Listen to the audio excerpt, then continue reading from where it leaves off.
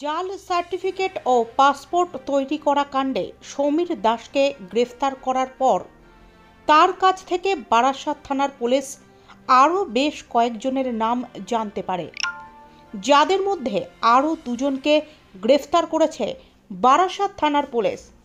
কৌশিক মণ্ডল ও চন্দন চক্রবর্তী নামে ওই দুই ব্যক্তিকে বৃহস্পতিবার বারাসাত আদালতে পেশ করা হয়। এই দুজনেই বারাসাতের বাসিন্দা। এরকম আরও কয়েকজন আছে যারা জাল সার্টিফিকেট তৈরি করার ক্ষেত্রে এই সমীর দাসের সঙ্গে যুক্ত ছিলেন।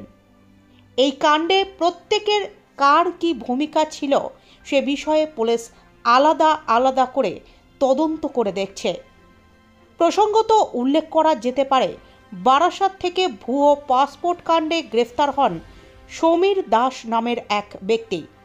মঙ্গলবার রাতে বারাসাতের নবপল্লীর বাড়ি থেকে গ্রেফতার করা হয় সমীর দাসকে। রাজ্যের এসটিএফ শাখা তাকে গ্রেফতার করে।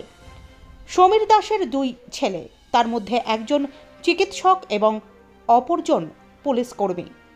সমীর দাসকে প্রাথমিক জিজ্ঞাসাবাদে তদন্তকারী আধিকারিকদের অনুমান ছেলের সাহায্য নিয়েই জাল পাসপোর্ট ও আধার কার্ড তৈরি করতেন এই সমীর দাস।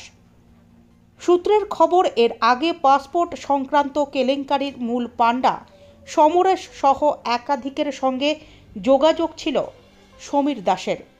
পুলিশের হেফাজতে থাকাকালীন সমরেশ বিশ্বাস ও মনোজ গুপ্তা সহ অন্যান্যদের জিজ্ঞাসাবাদে উঠে আসে এই সমীর দাসের নাম। তাহলে হচ্ছে মানে এই ঘটনা ঘটলো, তুমি কি জানতে আগে কৌশিক এই কাজের সাথে যুক্ত? না আপনি কখনো দেখেছো তাকে? না কখনো বাংলাদেশিরা আসতো এরকম আধার কার্ড ভোটার কার্ডের জন্য অ্যাপ্লাইয়ের জন্য? কেমন ছিল কৌশিক? যেটুকুনি জানি তো ভালো ছিল।